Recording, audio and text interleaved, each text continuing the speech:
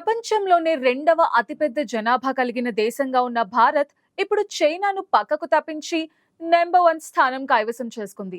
అయితే జనాభా ఇంతగా ఉండటం ఏ దేశానికైనా వరమా శాపమా అన్నది ఇప్పుడు చర్చనీయాంశంగా మారింది.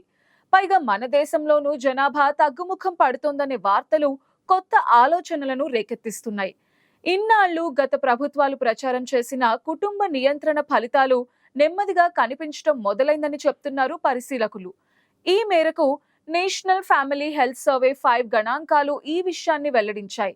2019 టు 2021లో సగటు భారతీయ మహిళ 2 పిల్లలకు జన్మనిచ్చింది. ఇది దేశ సంతానోత్పత్తి రేట్లో ఇప్పటి వరకు నమోదైన అత్యల్ప స్థాయిగా చెప్తున్నారు అధ్యయనకర్తలు. మరి అంతకుముందు 2015-16లో నిర్వహించిన 4 ఎడిషన్ సర్వేలో సంతానోత్పత్తి రేటు 2.2% కాగా ఇప్పుడు అది మరింతగా తగ్గిపోయింది. ఇంకా 2024 సంవత్సరం సంగతి తెలియాల్సి ఉంది. దేశంలో సంతానోత్పత్తి రేటును పరిశీలిస్తే జనాభా తగ్గుదల మొదలైందని సర్వే వివరాలను బట్టి అర్థం చేసుకోవచ్చు. 1998-99లో సంతానోత్పత్తి రేటు అత్యధికంగా 3.2గా ఉండేది. అంటే అప్పట్లో సగటు భారతీయ మహిళ తన జీవిత కాలంలో 3 పిల్లలకు జన్మనిచ్చినట్లుగా నిపుణులు వివరించారు.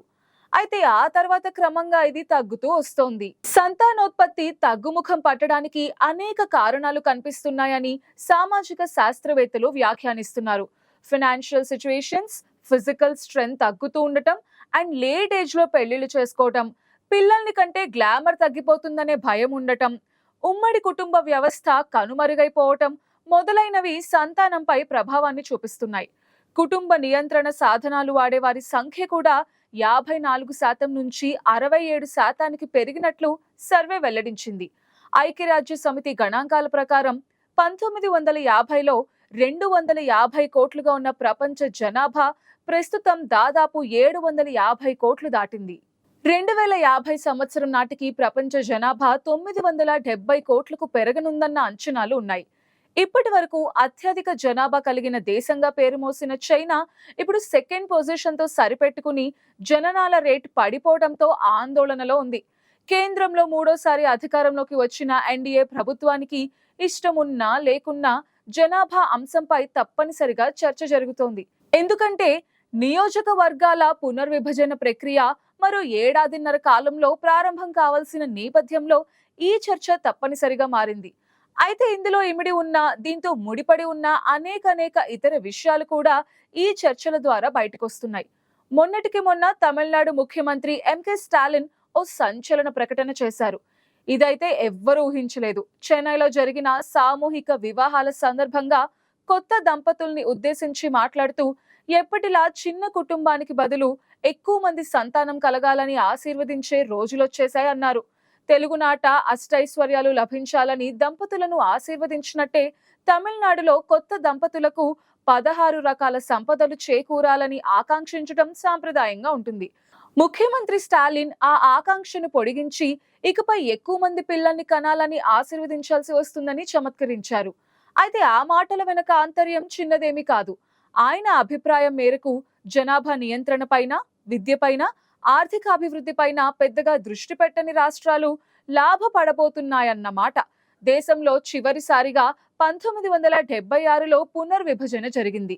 ఈ ప్రక్రియ క్రమం తప్పకుండా చేస్తే సమస్యలకు దారితీయొచ్చన్న కారణంతో 42వ రాజ్యాంగ సవరణ తీసుకొచ్చి పునర్విభజన ప్రక్రియను 2000 వరకు స్తంభింపజేశారు. అయితే 2001లో 84వ రాజ్యాంగ సవరణ ద్వారా నియోజకవర్గాల పరిధిలోని ప్రాంతాల హేతుబద్ధీకరణకు చర్యలు తీసుకోవాలని ప్రతిపాదించారు. దాని ప్రకారం లోక్సభ స్థానాల సంఖ్య, వాటి పరిధి 2026 తర్వాత జరిగే జనగణన వరకు మారదు. అయితే ఆ పరిధిలోని అసెంబ్లీ స్థానాలను హేతుబద్ధీకరించవచ్చు. దాని పర్యవసానంగా ఉమ్మడి ఏపీ అసెంబ్లీలోని 294 స్థానాల సంఖ్య మారకపోయినా ఆంధ్ర, తెలంగాణ, రాయలసీమ ప్రాంతాల్లో జిల్లాల వారీగా సీట్ల సంఖ్య మారింది. అన్ని రాష్ట్రాల్లోనూ ఇలానే జరిగింది. ప్రతి రాష్ట్రానికి దాని జనాభా నిష్పత్తికి అనుగుణంగా లోక్సభలో ప్రాతినిధ్యం కల్పించాలని మన రాజ్యాంగం నిర్దేశిస్తోంది. దేశంలో ప్రతి ఒక్కరి ఓటు విలువ ఒకే విధంగా ఉండాలన్నది దీని ఆంతర్యం. 2021లో జరగాల్సిన జనగణన కరోనా కారణంగా వాయిదా వేయక తప్పలేదని కేంద్రం ప్రకటించింది. కనుక వాస్తవ జనాభా ఎంతన్నది తెలియకపోయినా కేంద్ర ఆరోగ్య కుటుంబ సంక్షేమ శాఖలోని సాంకేతిక బృందం ఇచ్చిన నివేదిక ఆధారంగా ఆ సంఖ్యను 142 కోట్లుగా లెక్కేస్తున్నారు. రాష్ట్రాల వారీగా జనాభా ఎంతన్న అంచనాలు కూడా వచ్చేశాయి. దాన్నే పరిగణలోకి తీసుకుంటే ఉత్తరప్రదేశ్ నుంచి ప్రస్తుతం ఉన్న లోక్సభ స్థానాలు 80 కాస్త 128కి చేరుతాయి. బీహార్లో ఇప్పుడు 40 స్థానాలున్నాయి. అవి 70కి ఎగబాకుతాయి. అలానే మధ్యప్రదేశ్ కు ఇప్పుడున్న 29 నుంచి 47కి, రాజస్థాన్ కు ప్రస్తుతం ఉన్న 25 కాస్త 44కి పెరుగుతాయన్న అంచనా. మహారాష్ట్రకి ప్రస్తుతం 48 ఉండగా అవి 68కి వెళ్లే అవకాశం ఉందంటున్నారు. కానీ అదే టైంలో జనాభా నియంత్రణలో విజయం సాధించిన ఆంధ్రప్రదేశ్, తెలంగాణ, కర్ణాటక, తమిళనాడు, కేరళ రాష్ట్రాల్లో పెరిగే సీట్ల సంఖ్య స్వల్పంగా ఉండబోతోంది. అందుకే జనాభా నియంత్రణ, దాని ద్వారా ఎదురయ్యే పరిణామాల గురించి చాలా కాలంగా తమిళనాడు వంటి దక్షిణాది రాష్ట్రాలు ఏదో ఒక రూపంలో తమ స్వరాన్ని వినిపిస్తూనే ఉన్నాయి. ముఖ్యంగా డీలిమిటేషన్ అంటే నియోజకవర్గాల పునర్విభజన ప్రస్తావన వచ్చినప్పటి నుండి ఇది ఇంకాస్త పెరిగింది. ఆయనే కాదు, ఆంధ్రప్రదేశ్ రాష్ట్ర ముఖ్యమంత్రి చంద్రబాబు నాయుడు కూడా అలాంటి పిలుపే ఇచ్చి జనాన్ని ఆశ్చర్యపరిచారు. అమరావతిలో ప్రజలు వృద్ధులవుతున్నారని, రాష్ట్రానికి అదొక సమస్యగా మారనుందని చంద్రబాబు అక్టోబర్ 19న అన్నారు. 2 కంటే ఎక్కువ మంది పిల్లల్ని కనాలని మరొకసారి పిలుపునిచ్చారు. 2 కంటే ఎక్కువ మంది పిల్లలను కనకుంటే స్థానిక సంస్థల్లో పోటీ చేయడానికి అనర్హులుగా చేస్తూ చట్టం కూడా తీసుకొస్తామన్నారు. జనాభా నియంత్రణ మీద చంద్రబాబు నాయుడు, స్టాలిన్ ఆందోళన వ్యక్తం చేయటం ఇది ఫస్ట్ టైం ఏం కాదు. ఉత్తరాది రాష్ట్రాలతో పోలిస్తే జనాభా నియంత్రణలో ముందున్న దక్షిణాది రాష్ట్రాలు డీలిమిటేషన్ వల్ల నష్టపోతాయనే ఆందోళన ఎప్పటి నుంచో ఉంది. కేంద్రం జనాభా ఆధారంగా నిధులను రాష్ట్రాలకు పంచడం మీద ఎంతో కాలంగా దక్షిణాది రాష్ట్రాలు ముఖ్యమంత్రులు ఆందోళన వ్యక్తం చేస్తున్నారు. ఏజింగ్ గురించి చంద్రబాబు ప్రస్తావించగా పార్లమెంట్లో ప్రాతినిధ్యం గురించి స్టాలిన్ మాట్లాడారు. మొన్నటికి మొన్న తెలంగాణ ముఖ్యమంత్రి రేవంత్ కూడా నిధుల పంపకం విషయంలో తీవ్ర అసంతృప్తిని వ్యక్తం చేశారు. దేశ జనాభా వేగంగా పెరుగుతోంది. ఇదే కొనసాగితే భవిష్యత్తులో అందరికీ చాలినంత ఆహారం లభ్యం కావటం అసాధ్యమన్న అభిప్రాయం ఒకప్పుడు ఉండేది. ఎమర్జెన్సీ రోజుల్లో బలవంతంగా కుటుంబ నియంత్రణ ఆపరేషన్స్ నిర్వహించిన ఉదంతాలకు లెక్కే లేదు.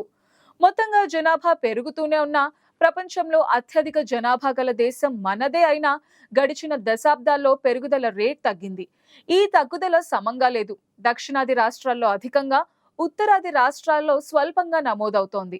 మరికొందరు నేతలు జనాభా పెంచమంటూ ముసిముసి నవ్వులతో సభలో చెప్తున్నారు.